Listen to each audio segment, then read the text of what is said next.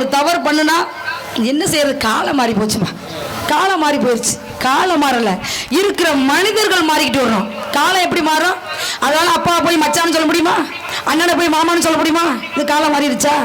காலம்லாம் மாறல, இருக்கிற மனிதர்கள் மாத்திக்கிட்டு வரோம். எப்படி இருக்கிற மனிதர்கள் மாத்திரம். அப்படிலாம் இருக்கும்போது காஞ்சிகன் காமாட்சி, மதுரையில் மீனாட்சி, காசி விசாலாட்சி தாயை வணங்கணும். ஒரு கருவறைக்கிற நுழையில முதல்ல எந்த தெய்வத்தை வணங்கணும் அப்படின்னா முதல் கடவுள் தெய்வம் அப்படின்னா விநாயகர் பெருமாள். ஏன் விநாயகர் பெருமாளை வணங்கிட்டு தான் உள்ள போகணுமா? ஏன் விறுவிறுன்னு போய் தெய்வத்தை வணங்கிட்டு வரேன்? ஒரு முருகனையோ ஒரு மாரியத்தாவோ காளியத்தாவோ விறுவிறுன்னு போய் அந்த மாரியத்தா காளியத்தா நினைச்சிட்டு ஒரு நேர்த்தி கடனை வச்சுட்டு வர வேண்டியானே? ஏன் விநாயகரை வணங்கணும்? அப்படின்னா விநாயகரையும் ஆஞ்சநேயரையும் ரெண்டு பேரையும் தொடாதது யாருன்னு சனி பகவான் மட்டும்தான். இதனால வரையும் சனி பகவான் இரண்டு வரையும் தொட்டதே இல்லை. அவர் வந்திருக்காரு, சனி பகவான் வந்திருக்காரு. யாரு? விநாயகரை பார்க்க வந்திருக்காரு. விநாயகரை பார்க்க வரல, கேட்டிருக்காரு, என்னப்பா இல்லை என்னைய பார்த்து எல்லாருமே பயந்து ஒளிஞ்சிருவாங்க, நீ மட்டும் இன்னைக்கு பயப்படாம இருக்கிறீ அப்படின்னு. ஏன் பயப்படணும்? ஏன் பயப்படணும் அப்படின்னு கேட்டிருக்காரு. இல்ல செம்மச்சனி, பாதச்சனி, கண்டச்சனி அப்படின்னு அப்படிலாம் ஒவ்வொரு சனி பகவான் உண்டு. ஆனா நான் வந்திருக்கேங்கிறது செம்மச்சனியா உங்களை பிடிக்கிறதுக்கு. ஆனா நீங்க பயப்படாம நிக்கிறீங்க. ஆனா மனிதர்கள் எல்லாருமே என்னை பார்த்தோன்னு அம்மாடி செம்மச்சனி வந்துருச்சப்பா அப்படின்னு நினைச்சு பயந்து ஒளிஞ்சு நடுங்கிடுவாங்க. இதை தெய்வங்களையும் தொட்டிருக்கேன், தெய்வங்களையும் என்னை பார்த்தா பயந்து நடிக்கிடுவாங்க. நீங்க இன்னைக்கு பயப்படாம நிக்கிறீங்க அப்படின்னு. சரி, என்னை பிடிக்கத்தானே வேணாம், என்னை தொடரை பத்தி ஒன்று பிரச்சனை தொட்டுக்கிட்டு போங்க. ஆனா இந்த ஊர்ல மக்கள் கோயில் கட்டி திருவிழா வச்சிருக்காங்க. அப்படி கோயில் கட்டி திருவிழா வச்சு கும்பாபிஷேகம் நடத்துறாங்க. அப்படி கும்பாபிஷேகம் நடத்தும் போது மக்கள் எல்லாருமே ஒரு கோரிக்கை வச்சிருக்காங்க. எப்படி? விநாயகரே, என் பிள்ளை நல்லபடியா படிக்கணும், உனக்கு இன்னது செய்யறேன்.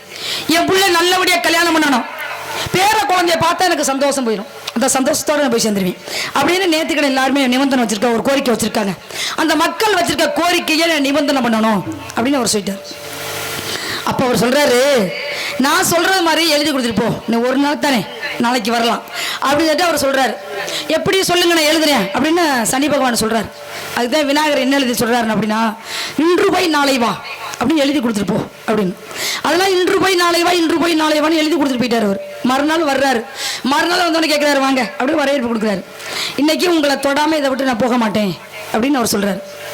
அப்பதான் அவர் சொல்றாரு, நேத்து நான் சொன்னது மாதிரி எழுதி கொடுத்துட்டு போனேன் இல்ல, இந்த இருக்கு, இதை படிப்பா அப்படிங்கிறாரு. அவர் படிச்சு பார்க்கிறார், இன்று போய் நாளை வா, இன்று போய் நாளை வா. அப்புறம் என்னப்பா இன்று போய் நாளை வா? அப்படி இது நாள் வரை விநாயகரை தொடாத சனி பகவான்.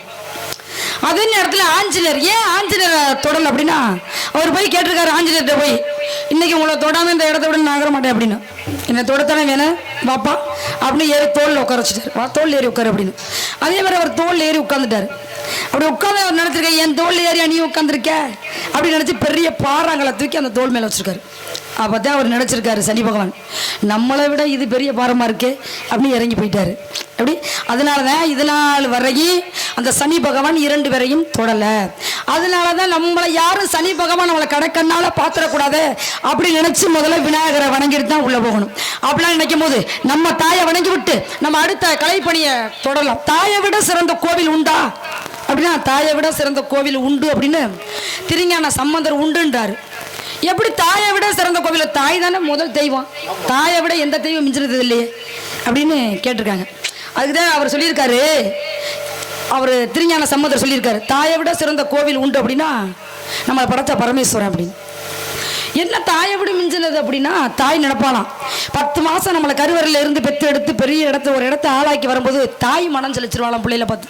அட என்னப்பா எப்ப பார்த்தாலும் நீ சொல்றதான் கேட்குற மாதிரி இருக்கு அப்படின்னு நினைச்சு தாய் மனம் செலுச்சிருவாளாம். ஆனா நம்மளை படைச்ச பரமேஸ்வரன் எப்பவுமே தாய் எல்லா மக்களையுமே மனம் செலுத்த மாட்டாங்களாம்.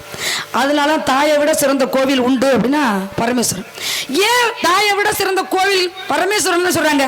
ஏன் அவர் போய் காரைக்கால் அம்மையாரை வணங்குறாரு அப்படின்னு ஒரு ஐதீகம் உண்டு இருக்கு. அப்படிலாம் இருக்கும்போது நம்ம வந்தது அந்த தாய்க்காக, அந்த தாயை வணங்கி விட்டு நம்ம அடுத்த கலைப்பணியை தொடரலாம்னு நினைச்சு கொண்டிருக்கிறேன்.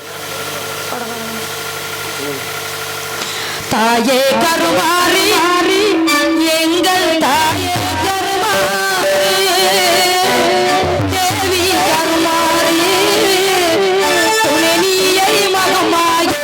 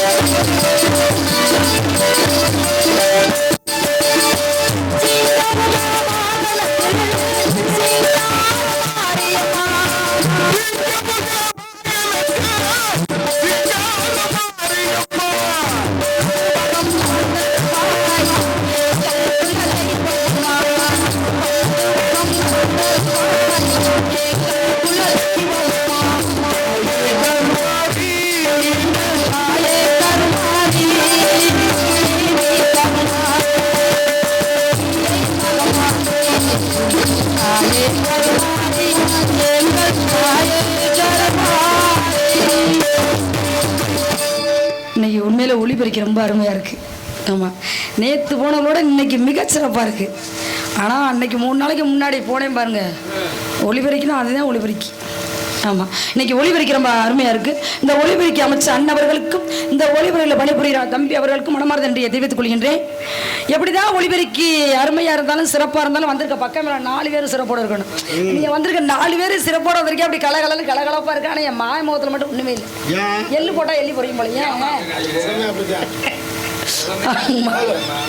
அவனுங்க 4 பேரும் சிறப்போடு இருந்தால் இந்த இடத்துல வெற்றி பெற்று போகலாம், வெற்றியோட நினைச்சு இதனால நான் வந்திருக்கிறேன்.